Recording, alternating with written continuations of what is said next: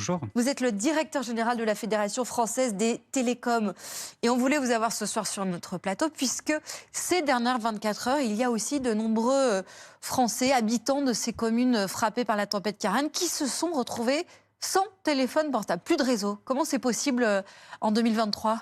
Alors tout à fait. Alors je souhaiterais d'abord exprimer au nom des opérateurs télécoms notre solidarité aux Français qui qui ont subi les dégâts de cet événement climatique exceptionnel.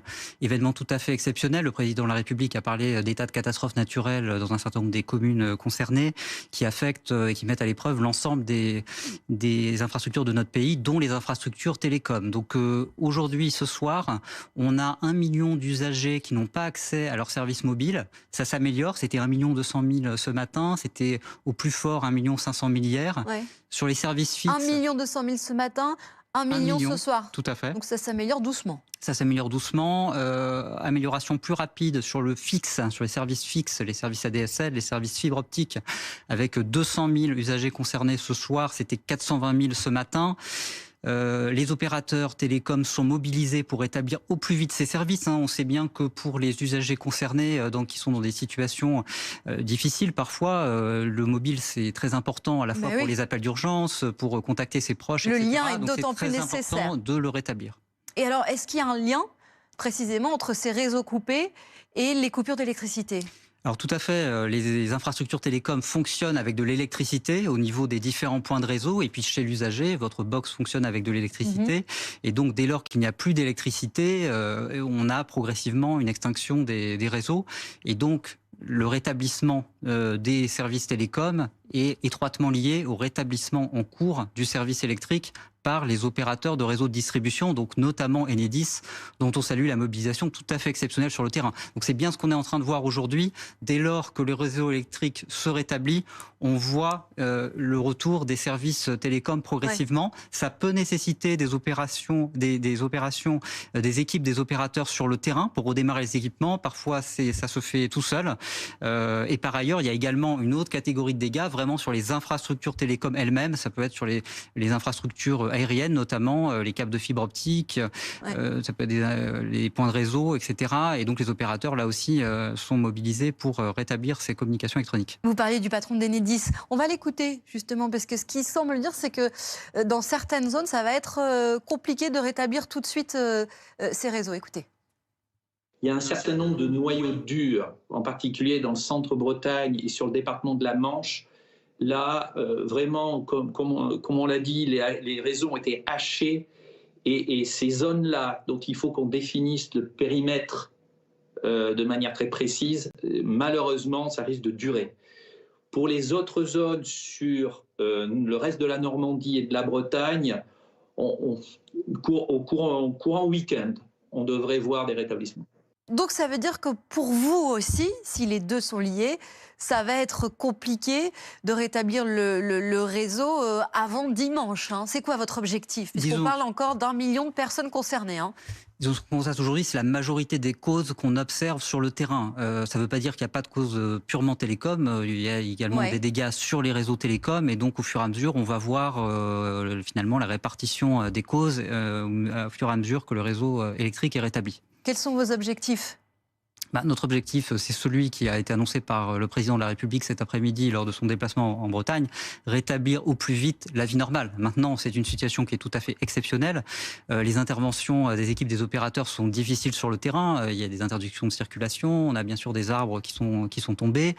On a une succession d'événements climatiques avec une nouvelle tempête qui arrive. Et bien évidemment, les interventions, par exemple, en hauteur, ne peuvent pas se faire alors qu'on a des rafales de vent, bien sûr, pour des raisons de sécurité tout à fait évidentes. Donc, voilà, comme les équipes d'Enedis, les équipes des opérateurs font face à ces conditions un petit peu difficiles. Donc c'est difficile d'exprimer aujourd'hui un délai de rétablissement, mais en tout cas, les opérateurs déploient tous les moyens nécessaires pour rétablir au plus vite les crayons concernés. On est avec Christophe Marty, témoin de la tempête Ciarán du côté des Côtes d'Armor. Vous êtes à Lannion. Bonsoir Christophe.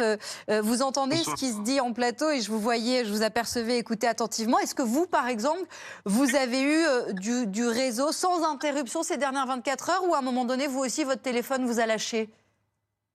Alors sans interruption, non. Évidemment, le téléphone il a lâché à un moment donné, ça c'est sûr. Ça n'a pas duré très longtemps, honnêtement. C'était surtout entre entre le matin, 6h du matin et jusqu'à 13h. Mais depuis, j'ai pas eu de soucis moi personnellement, mais je connais des gens effectivement qui sont sur Lannion et les alentours qui ont quand même toujours beaucoup de problèmes. Qui ont toujours beaucoup de problèmes avec leur réseau. Qu'est-ce qui vous a marqué, vous, ces dernières 24 heures, Christophe? On a le sentiment que vous êtes encore un peu sonné parce que vous avez vu, la nuit a été courte. La nuit a été très courte, effectivement. Ce qui a été le plus important, c'est qu'on s'est venu d'un coup, en fait. Jusqu'à 2h du matin, à peu près, c'était assez calme. Et de 2h à 6h du matin, c'était vraiment c'était le pic de la tempête. Et les arbres tombaient par dizaines, il y avait des arbres électriques à longueur de la nuit. Donc c'était vraiment impressionnant et on avait quand même bien anticipé, on était bien prévenus par rapport à ça. Donc c'est quand même une bonne chose, je trouve. Et les images que vous avez prises sont en train de passer à l'antenne. Elles illustrent une fois de plus, Gaël Musquet, à quel point les arbres et les branches ont été fragilisés ces dernières 24 heures. Je remercie Christophe Marty d'avoir été avec nous et d'avoir témoigné sur BFM TV. Elles sont frappantes, ces images. Oui, complètement. C'est à l'image de la vitesse des vents qu'on a eue. Et pour rebondir sur ce que vous disiez sur les infrastructures, ces arbres ont effectivement cassé des câbles électriques, mais aussi des fibres optiques qui sont déployées en aérien. Donc en fait, on a un cumul là d'infrastructures perturbées, routières, ferroviaires, télécommunications à rétablir, et qui est évidemment à l'échelle de l'intensité du phénomène et des successions aussi.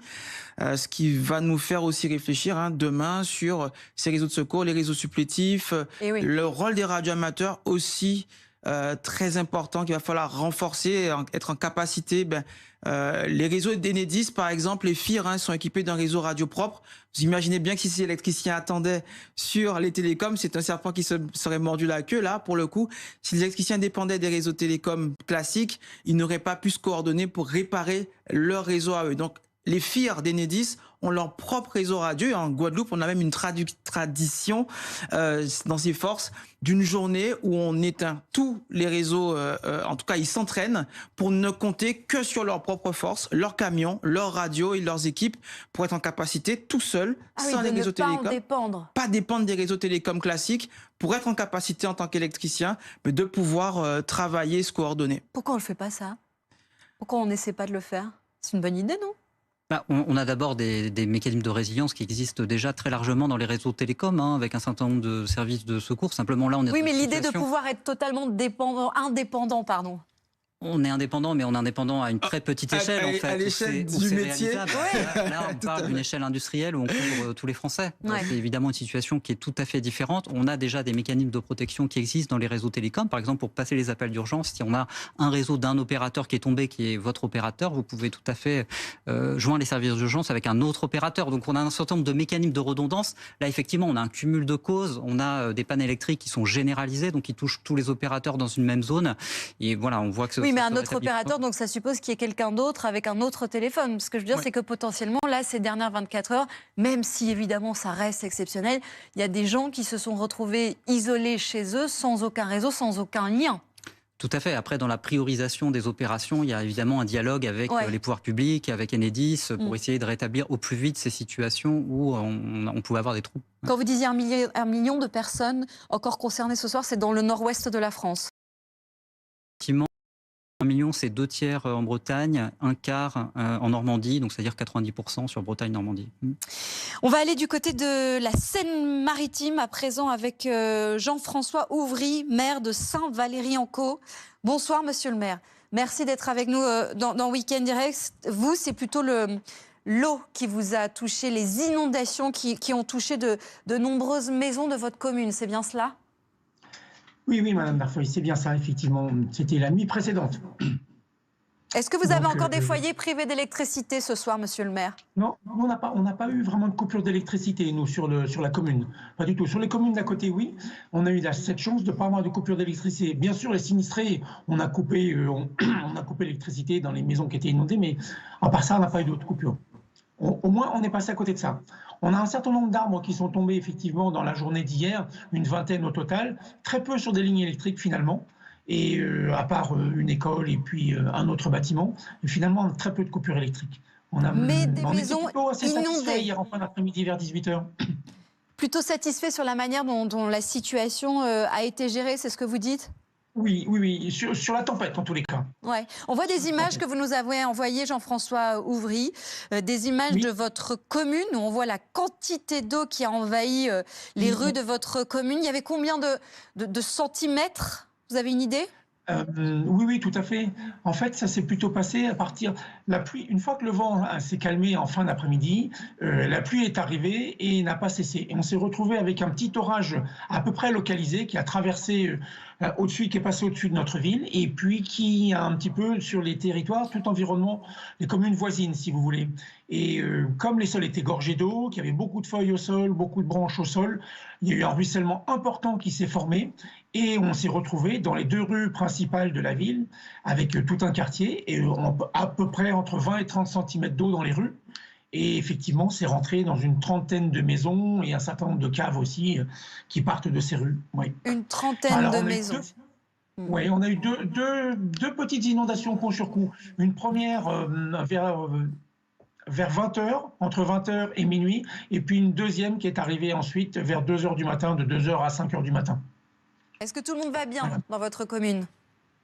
Oui, tout le monde va bien. On a 3 familles qui seront relogées parce que les maisons sont inhabitables là pendant plusieurs jours, voire peut-être plusieurs semaines. Les autres sinistrés se sont entraînés, ont nettoyé leur maison. Les pompiers sont venus pour pomper un peu l'eau partout. Il y a des gens qui ont enlevé la boue. Les services techniques ont nettoyé les rues, sont allés un petit peu aider aussi les sinistrés. Bon, alors effectivement, les sinistrés, comme d'habitude, dans ces conditions-là, ils sont toujours choqués. Mais il n'y a pas de problème, il n'y a pas de danger sur la vie des personnes. Il y a la suite maintenant, Jean-François Ouvry. Ça va souffler fort encore dans votre région. Comment vous vous préparez pour la suite? Oui, alors si vous voulez, Saint-Valery-en-Caux, on est en bord de mer. C'est une commune qui a l'habitude d'avoir des tempêtes. Donc les vents de 110, 120, 140 km/h, on en a quasiment tous les ans ici. Donc c'est pas trop ce type de tempête qui nous fait peur. Évidemment, il va y avoir des branches qui vont casser, peut-être un arbre ou deux qui vont tomber, mais on est beaucoup plus sujet aux problématiques d'inondation. On est une petite vallée de bord de mer qui est très sympathique, mais en amont, l'ensemble des bassins versants couvre à peu près 10 000 hectares. Et vous imaginez qu'à chaque fois qu'il y a du ruissellement sur ces 10 000 hectares, tout converge vers Saint-Valery et finit par inonder la ville qui est coincée entre ces vallées sèches et puis la mer. Je ne sais pas si vous vous rendez compte, mais un seul millimètre de ruissellement sur les 10 000 hectares, ça fait quand même 100 000 mètres cubes qui traversent la ville. Oui, c'est une grande quantité. Merci beaucoup, Jean-François Ouvry, pour votre témoignage ce soir. Dans Week-end. Qu'il va continuer à faire beau. Et on l'espère avec vous. Et n'hésitez pas à nous tenir au courant ce week-end, bien sûr, puisqu'on va suivre attentivement la situation sur BFM TV et dans Week-end Direct. Ce qui est terrible pour les élèves et pour les parents, je me mets aussi à la